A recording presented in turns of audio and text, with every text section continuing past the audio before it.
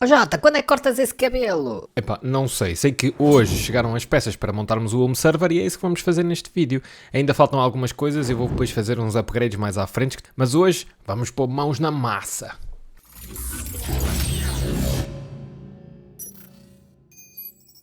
Para quem não viu o meu último vídeo, eu fiz uma devolução à Amazon de todo o equipamento que tentei comprar para montar o meu home server. Eu tentei comprar um mini PC e depois acoplá-lo a um DAS, um Direct Attached Storage, que se ligavam através de USB. Foi uma experiência completamente falhada, eu explico-te porquê neste vídeo. Podes ir lá ver, acabei por devolver tudo e depois por comprar ou tentar comprar da China, então uma motherboard que já trazia o combo completo, já tinha um disco SSD de 1TB, já tinha a memória, já tinha o CPU e já tinha a própria board preparada para conectar os discos. A verdade é que mal chegou eu tive uma desagradável surpresa. Quando me preparei para montar tudo, reparei que os 24 pinos de alimentação, que depois ligam à tua fonte de alimentação, não existiam. Não existiam. A alimentação era um power normal. E então tive que ligar para o suporte, estive a falar com eles também no WhatsApp e correu lindamente. Eles foram super atenciosos e devolveram imediatamente o dinheiro. Eu fiz a devolução do equipamento e voltei à estaca zero outra vez. Vamos começar pela caixa. Eu fui para a Johnsbow N3, que tem 8 baías para discos HDD na parte de baixo. Na parte de cima, devido às suas reduzidas dimensões, que para mim são uma prioridade, porque eu tenho pouco espaço para pôr este servidor e não queria que ele fosse um canhão, uma torre, uma caixa gigante.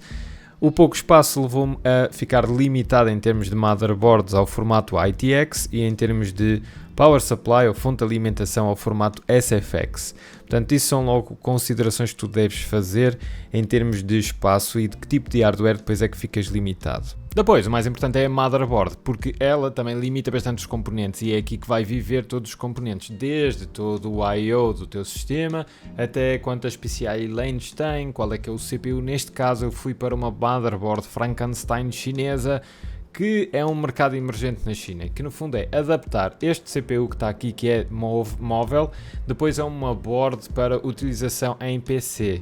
Isto tem tido grande sucesso na China, porque eles têm conseguido controlar bem as temperaturas, têm conseguido integrar bem estes chips que no fundo têm muito poder e depois consomem pouco power, lá está, porque são destinados a móvel. Podes ver então que a nossa board está a 388 no AliExpress, foi este o preço que eu acabei por comprar e traz então um Intel i9 12900HK. Este CPU marca um score de 27.000 para multithread, porque ele tem 14 cores e tem 20 threads. De performance são 6 e de eficiência são 8 cores. Depois podes ver aqui uma coisa muito particular então que eu estava a dizer há pouco, que é o TDP. Isto mede mais ou menos o consumo esperado do equipamento e o typical dele é 45 watts, o que dá aqui uma excelente relação de performance e consumos. Vamos testar isto tudo depois de montarmos o nosso NAS. Podes ver que eu já instalei então aqui as minhas duas memórias RAMs da Viper, estas duas placas que têm 32 GB cada uma, num total de 64 GB, que é o máximo que esta motherboard suporta. Uma das particularidades é ela ter estas DIMMs, estas rails para memória RAM full size, ou seja, isto é exatamente o tamanho que um desktop pode levar.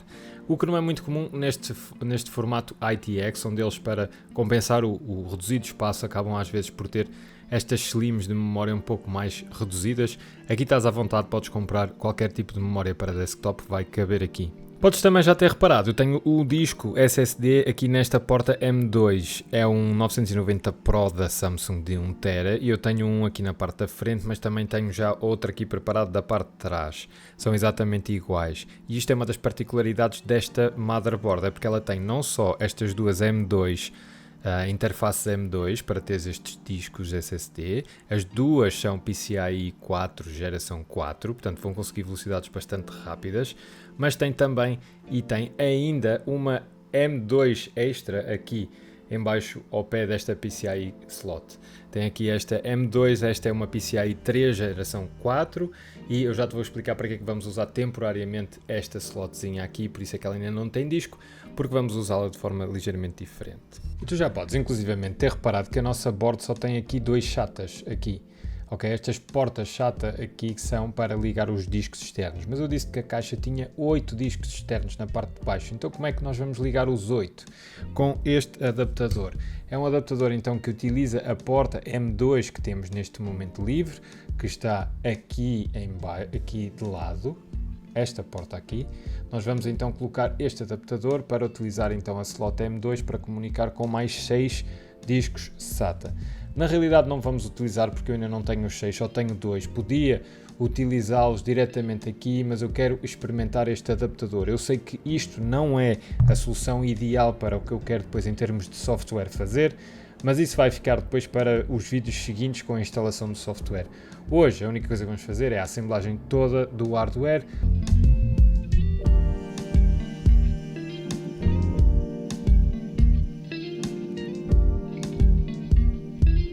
Depois de tudo isto, o que é que fica a faltar? Manter a temperatura do CPU controlada com este S1 Black da Thermalright. É isso mesmo, vamos fazer esta instalação. Isto é bastante alto, podes ver que é esta coisa aqui que vamos então colocar no nosso CPU e depois em cima disto ainda vai levar uma ventoinha que está para aqui algures que eu já perdi, está aqui. Ainda vai levar depois esta ventoinha em cima e claro, no próprio CPU vamos colocar pasta térmica para garantir que ele está fresquinho, sempre muito fresquinho. O que acontece é que nesta motherboard ainda não vem preparada para levar este CPU, portanto nós vamos ter que montar estes brackets e estas coisas para depois então sim ter o suporte para fixar o nosso cooler de CPU. Vamos lá fazer isso. Ok, então vamos lá montar este sistema para ter o cooling. Aquilo que tu precisas fazer primeiro é colocar então estas perninhas em baixo, ou seja, viras a tua board ao contrário e colocas em baixo estes 4 azuis, os mais pequeninos que vêm com o pacote. Vamos colocar aqui estes 4. Ok, logo de seguida colocas então a placa preta, esta placa preta que vem, alinha com aqui o CPU, de forma a que todos estes pinos fiquem aqui visíveis e vais depois colocar então estes pinos. Ok, vais ter que fazer este alinhamento de forma a que os pinos passem para baixo, nos 4 cantos, através das peças azuis. Falta-me um pino, já não sei onde é que ele anda, está aqui.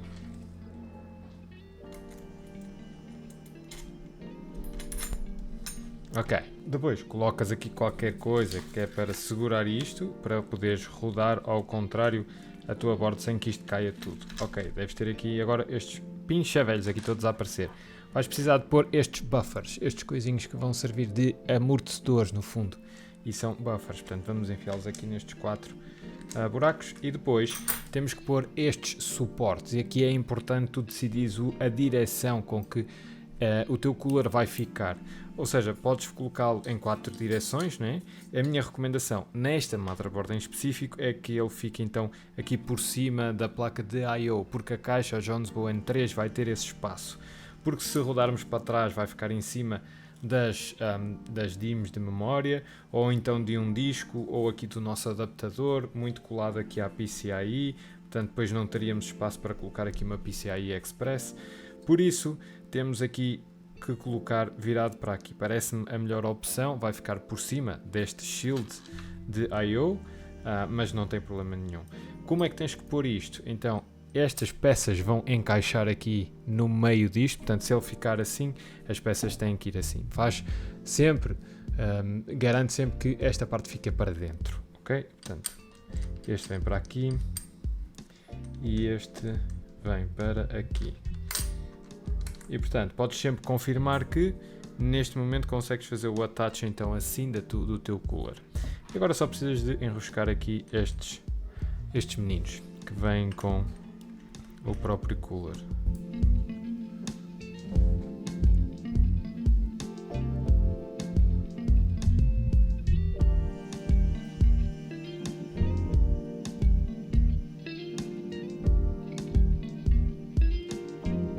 Portanto, o que falta agora é dar a injeção ao CPU. Isto é uma pasta térmica que vai permitir então temperaturas controladas. Eu não vou aplicar no CPU diretamente, mas vou aplicar nesta base da própria fan. Portanto, ela vem com um plástico que tu tens que retirar e depois, porque isto é Intel, deves colocar então 5 pontos com pasta térmica. um em cada canto e depois um no meio. É isso que eu vou fazer agora e vou então colocar aqui a nossa cooler, que depois em cima ainda vai levar a ventoinha.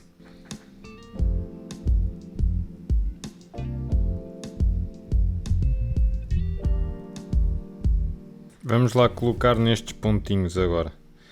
Alinhas aqui e aperta-se sem forçar muito. Agora falta pôr esta ventoinha aqui em cima e para isso precisas destas peças de metal.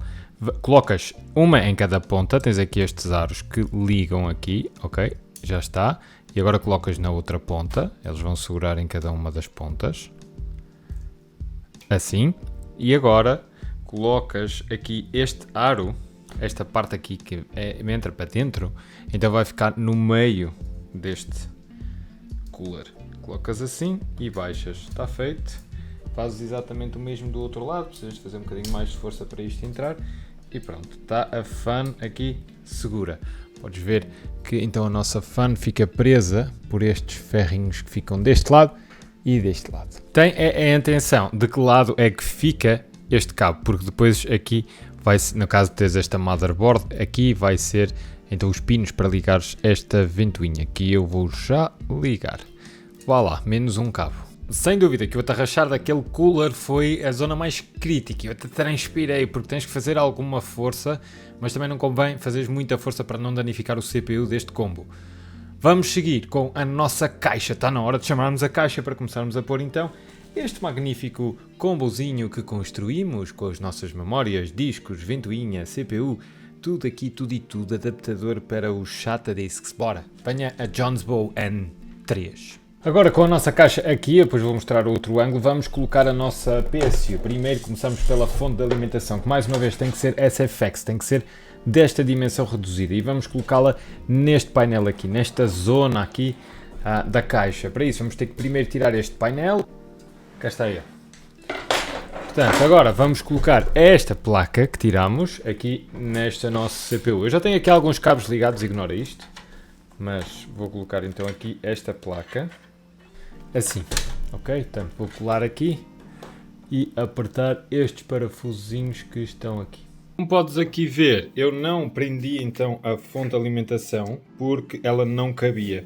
Se eu colocasse a placa aqui à frente, esta fonte de alimentação ia passar mais para trás e depois ia bater ali naquele conector que é o do USB, podes ver aquele T ali, ia bater ali, e assim ela fica segura, não sai, ou seja, não vai nem para trás nem para a frente, porque da parte de trás está segura com aquele T aqui e depois da parte da frente está então segura pelo cabo, ou seja, acaba por não sair, levantar, tem aqui o cabo de power, não sai para lado nenhum, embora não esteja atarrachado aqui. Tem muita atenção ao tamanho da power supply. Depois aquilo que eu fiz foi ligar então tudo à nossa motherboard que já aqui está e que podes ver então, só se vê a ventoinha agora da parte de cima e vê-se uma carrada de cabos. Estes grandes são os 24 pinos que vêm então da nossa fonte de alimentação e que vão ligar ali embaixo àqueles 24 pinos. Ligam então o power à nossa fonte de alimentação, o power à nossa motherboard e depois tens então também mais um cabo que sai daqui da fonte de alimentação e que vem aqui ligar ao CPU, que são estes dois de 4 pinos aqui. Estes estão a alimentar o nosso CPU. Depois tens aqui então a ventoinha ligada à board e depois na board tens ainda uma série de outros conectores que são principalmente os painéis da frente da nossa caixa. Podes ver aqui, este conector aqui é o USB 3, depois tens aqui o power, tens aqui atrás o áudio, são tudo estes conectores aqui. Portanto tens um USB, tens áudio, tens USB-C, tens power. Estes vêm então ligar também à nossa board. Esta board tem conectores para todos este painel frontal. Depois temos os cabos SATA, estão ligados aqui ao nosso M2 adapter, podes ver aqui os 6 cabos ligados, que vão depois por esta parte aqui da caixa para a parte de baixo, ligar então aos discos que temos instalados lá em baixo. Na parte frontal eu acabei então por instalar os 2 discos que tinha, só tens mesmo que os colocar aqui nestas docas e eu tenho então só 2 ligados. Depois da parte de trás eu liguei então 6 discos, aqueles 2 eu posso ligar mas não tenho neste momento cabos SATA, aquele e aquele. Eu liguei os outros 6, então com 6 cabos de SATA e que vão depois entrar naquele adaptador que tu viste. Liguei ainda aqui os Molex, este no canto e as ventoinhas. Podes ver que isto depois fica tudo uma confusão de cabos, mas aqui tens um Molex e ali tens uma ventoinha. E depois são estas ventoinhas daqui. Então, vamos à prova dos 9. Vamos ligar este menino e ver se acontece alguma coisa. Ok. Luz branca. Temos ali os 2 dígitos. Isto são as luzes dos HDDs. Podes ver que 2 estão ligados. Neste momento só tenho 2 discos ligados. Podes ver que há luzes aqui em baixo, aqui dentro a piscar. Nice. Eu ouço os discos a arrancar. Vamos ver se conseguimos ver alguma coisa neste monitor. Porque eu liguei aqui o cabo HDMI e este USB. E cá está. Temos a nossa BIOS da Earring. Vamos ver se ele popula aqui alguma coisa. Ok. Temos aqui a nossa BIOS. Podes ver que o total de memória são 65 GB. Podes ver que ele tem aqui então as duas placas. A A1 com 32 e outra B1 com 32. Portanto a memória ele reconheceu. O CPU está aqui 12ª geração Intel i9 12900HK. E agora vamos ver os nossos discos. Portanto aqui na BIOS vamos ver SATA Configuration. Cá está, SATA 1 e SATA 2. Portanto reconheceu os dois SATAs. Vou voltar aqui para trás e NVMe. Vamos ver os nossos discos de 1TB. Os nossos Samsung SSD 990 Pro. Por isso eu diria que o hardware está reconhecido. Isto acaba por ser assim uma construção meio que à trolha, é muito difícil depois gerir o espaço aqui dentro. Depois de vários dias então a correr esta máquina, posso-te garantir que ficou tudo bem instalado e o hardware é reconhecido e está a funcionar. Eu instalei Proxmox como sistema operativo porque quero realmente criar virtualização em cima do hardware que aqui temos. Quero criar VMs e containers e Proxmox é muito forte nisso. Também para construir clusters com vários servidores destes em casa. Depois para a parte de NAS eu quero ter então uma VM com TrueNAS. Esta era pelo menos a minha intenção inicial. A verdade é que não funcionou, porque o TrueNAS usa ZFS, que é um software de controle de discos, que te vai permitir, por exemplo, fazer snapshots muito mais rapidamente, porque faz apenas deltas, backups, vai-te permitir fazer RAID e gerir de forma muito eficiente e rápida então o acesso, a escrita e a leitura aos teus discos. Mas porque é muito agressivo em termos de I/O para os discos, precisa de controlar diretamente o hardware dos teus discos, ou seja, o acesso direto aos discos. E tendo Proxmox pelo meio a fazer virtualização, mais cedo ou mais tarde vais começar a ter problemas de I/O ou fecheiros corruptos, porque lá está.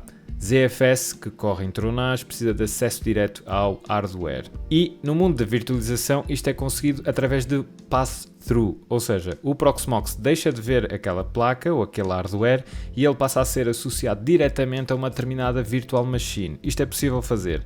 Infelizmente nem todo o hardware funciona e a nossa placa M2, que tem aquelas 6 ligações SATA, não permite isso.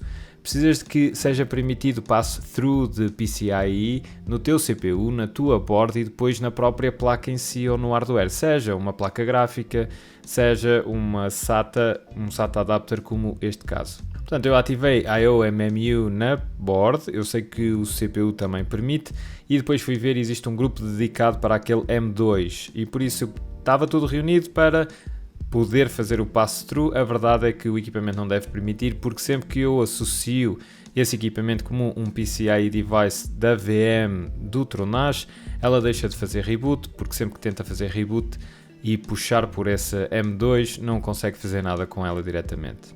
Já tentei 30 por uma linha, estou no ponto que vou desistir, porque provavelmente o hardware não permite isso. Portanto, vou mandar vir uma LSI, que no fundo é uma placa PCIe, que vou encaixar naquela slot vezes 8 que está disponível na motherboard, e essa sim garantidamente vai permitir fazer este pass-through para ter o TrueNAS. Até lá vou experimentando outros sistemas operativos, incluindo Unraid, porque eu sei que desse lado há muita gente que gosta de Unraid. Vou fazer a experiência. Eu espero que este vídeo tenha sido útil. Se tu queres construir um sistema igual, os links vão estar na descrição. Tem só em atenção que o facto de ser uma caixa com reduzidas dimensões vai-te limitar bastante as opções depois também de fazer upgrade, mas por este preço eu acho que é um sistema bastante poderoso, mas ainda tenho que provar isso agora nos próximos dias com as experiências que vou fazer. Entretanto, subscreve para não perder os vídeos, vem aí muita coisa sobre home servers, vamos instalar muito software engraçado e configurar a tua rede local. Até ao próximo vídeo, comandante.